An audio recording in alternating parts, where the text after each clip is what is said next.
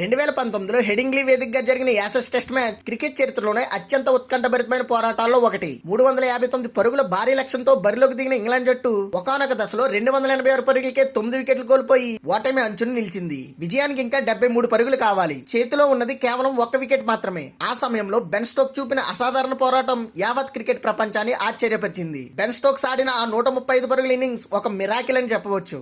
Australia బౌలర్ల దాటికి England బ్యాటర్లు pavilion queue కడుతున్నా Stokes ఏమాత్రం వెనక్కి తగ్గకుండా క్రీజ్ లో నిలబడ్డాడు. ముఖ్యంగా చివరి వికెట్ కు జాక్ లీచ్ తో కలిసి అతను నెలకొల్పిన భాగస్వామ్యం అద్భుతం. లీచ్ కేవలం 1 పరుగు మాత్రమే చేసినప్పటికీ ఒక ఎండ్ లో వికెట్ పడకుండా అడ్డుకుంటూ స్టోక్స్ కు పూర్తి మద్దతు అందించాడు.